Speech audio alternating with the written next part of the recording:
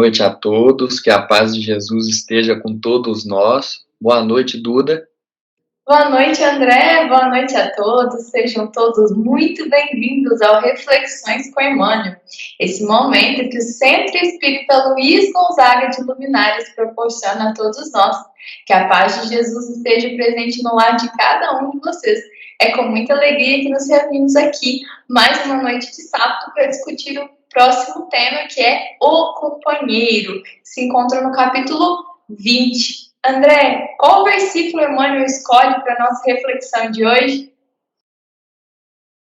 Emmanuel separa aqui uma fala de Jesus que foi dita na parábola do mau servo, né? E aí a Mateus escreve no capítulo 18, versículo 33. Não devias tu igualmente ter compaixão do teu companheiro, como eu também tive misericórdia de ti? Então, aqui é o momento que depois que Jesus perdoou o servo, né? Jesus terminou de perdoar ele, ele sai, e aí naquela fila de homens, de pessoas para conversarem com Jesus, ele vai e encontra um homem que lhe devia. E aí ele pega o homem pelo colarinho, nervoso, e começa a cobrar ele para que ele possa pagar o que ele deve para ele. Então, quer dizer, Jesus tinha acabado de perdoar ele e ele sai e faz uma atitude dessa, né? Então, ele não aprendeu aquilo que Jesus quis ensinar para ele.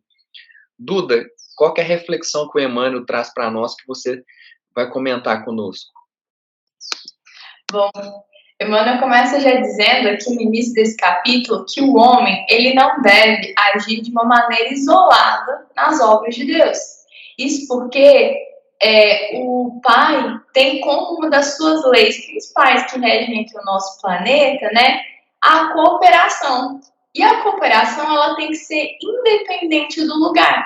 E por mais simples que esse lugar pareça ser, a gente pode encontrar nele um companheiro que irá nos apoiar no cumprimento de um serviço, seja em casa, com os familiares ou um amigo. O Emmanuel até chama que esse companheiro vai ser o camarada ideal, ele usa esse termo. Alguém cujo propósito vai ser compatível ao nosso, será semelhante àquilo que a gente também tem por propósito de vida. Isso irá nos unir e todos juntos, né, nesse mesmo propósito, a gente forma uma grande família.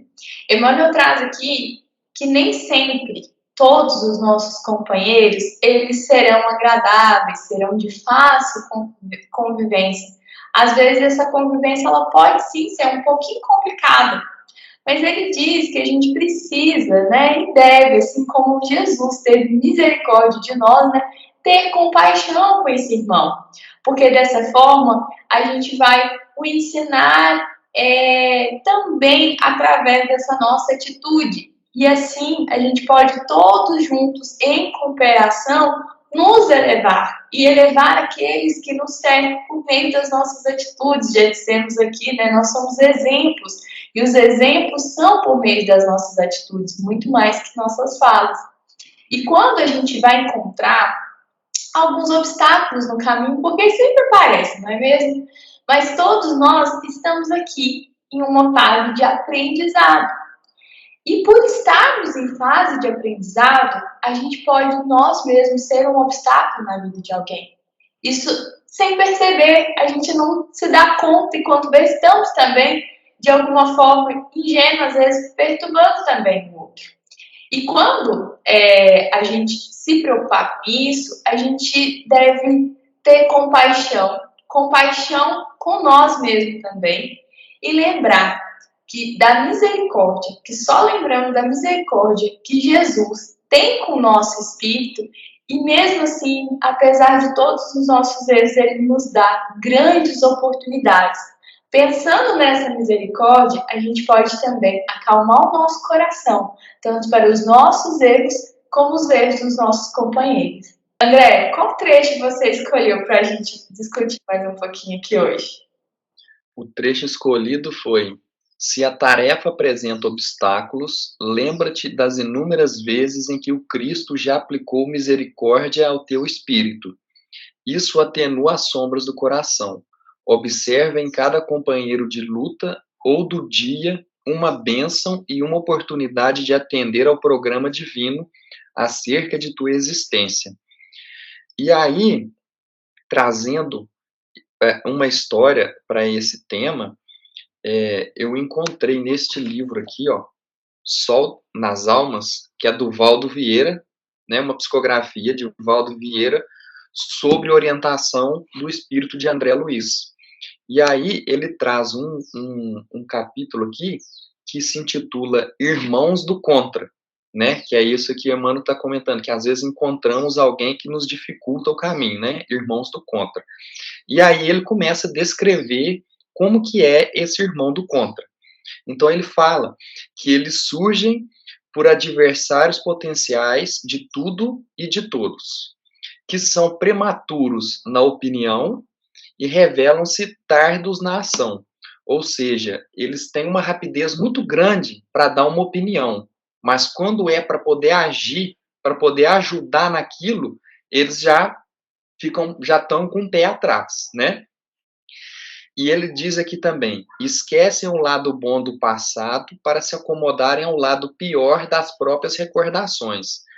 Então, ou seja, às vezes, no passado recente, teve um lado bom daquilo que aconteceu, mas ele só recorda do que é ruim, daquilo que foi pior, né? Afligem os aflitos, desajustando semelhantes necessitados, e exigem que os mensageiros das esferas superiores se lhes façam servidores atentos. Então, quer dizer que é como se eles achassem que a espiritualidade maior estivessem disponíveis o tempo todo para servi-lo, né, para os seus caprichos, para os seus desejos, e não é assim que funciona, não é mesmo? E aí ele continua: normalmente contraditórios, contradizem qualquer projeto edificante. Com ideias preconcebidas, impugnam as ideias novas. Vigilantes no personalismo negativo, invertem atitudes e intenções das pessoas, qual se confundissem deliberadamente os frutos das árvores. Então, muitas vezes ele se contradiz naquilo que ele fala e às vezes pega até uma opinião que é de um outro companheiro e ele coloca como sendo dele, como sendo uma atitude dele, que é exatamente isso aqui, de trocar os frutos. Então, por exemplo, ele está produzindo pera, na opinião dele, ele pega uma maçã e traz, mas espera, você é pera, de onde você tirou essa maçã? Essa maçã veio de outro, né? E ele aqui faz uma observação muito interessante, que é que devemos estudar nossas vidas para verificar se nós mesmos não estamos sendo esse companheiro do contra, ou se não estamos sendo digamos assim, fazendo parte de um grupo de companheiros que estão sendo do contra, né? Então ele coloca aqui assim, ó, quando nos identificamos com eles e quando nos situamos junto deles, prejudicando o curso das boas obras. E, observando construtivamente os nossos irmãos do contra sistemático, por hospedeiros do pessimismo, que ousaremos classificar qual ameaçadora virose mental. Imunizemo-nos no cultivo da paciência invariável, oferecendo a todos eles o concurso da oração silenciosa, por apoio invisível e o serviço incessante por remédio oportuno na farmácia do bem. Então, quando identificarmos esse tipo de irmão do contra, ele pede que aqui possamos fazer uma oração por ele, né, de forma silenciosa, e que continuamos fazendo o nosso trabalho, porque se continuamos fazendo o nosso trabalho, apesar de todos os outros serem do contra, se permanecermos fortes no nosso ideal, né, de fazer o bem, né, na farmácia do bem, então que o nosso trabalho, ele enxerga o nosso trabalho como um remédio para o outro, independente do que o outro está fazendo, nós buscamos fazer o bem. E aí, com a nossa atitude, talvez, quem sabe, ele consegue mudar a sua opinião, né? E pensar assim, nossa, apesar de todos os obstáculos que eu estou colocando aqui, ele continua trabalhando, ele continua fazendo, continua ajudando. Duda, qual que é a conclusão que você consegue tirar para nós de toda essa reflexão de hoje? Nossa, André, essa história facilita muito o nosso processo aqui de compreensão, né? André Luiz cita muito bem exatamente o que Emmanuel traz para nós na reflexão de hoje, né? Ele fala exatamente para a gente identificar esses irmãos do contra, mas também para a autoanálise.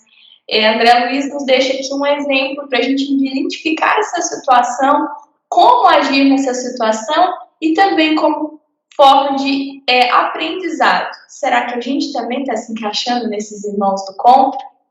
Então, é um processo, né, trabalhoso, que exige, igual o Emmanuel já falou aqui para nós algumas semanas atrás, é muita autodisciplina, né, para que a gente consiga nos elevar. Então, a gente tem aí grandes benfeitores espirituais, como André Luiz, né, que vem facilitando o nosso caminho para esse entendimento. Bom, nessa semana, que a gente possa, então, usar aí dessa autoanálise, dessa autorreflexão. A gente se encaixa? Conhecemos alguém? Se conhecemos, vamos, então, usar a misericórdia que Jesus teve conosco, assim como teve lá com o mau servo, mas a gente não vamos tentar não fazer igual. Vamos retribuir aquilo que Jesus também teve conosco, a misericórdia. Emmanuel falou aqui que nós iremos contribuir também com a elevação de todos aqueles que nos cercam, que a gente também possa, nessa semana, ser um exemplo e contribuir aí para os nossos companheiros, que são muitos, né? A gente vive aí em sociedade, tanto em casa quanto no trabalho, quanto no serviço. São muitas as oportunidades que a gente tem de servir e ajudar, contribuir e se aprimorar. E eu espero todos vocês na semana que vem, para a gente refletir aqui juntos o que Emmanuel vai trazer para nós no capítulo 21. Ele se chama Caminhos Retos. É um versículo do Evangelho de João, que se encontra no capítulo 21, versículo 6. E ele lhes disse: lançai a rede para a banda direita do barco e achareis. Que a semana de vocês seja uma semana de muita alegria, de muita bênção, que Jesus esteja presente em cada momento da vida de vocês, que vocês possam ser exemplos e reflexos de Jesus aqui na Terra. Até semana que vem. E essa foi a mensagem do Centro Espírita Luiz Gonzaga de Luminárias. Até sábado que vem. Fiquem em paz, fiquem com Deus.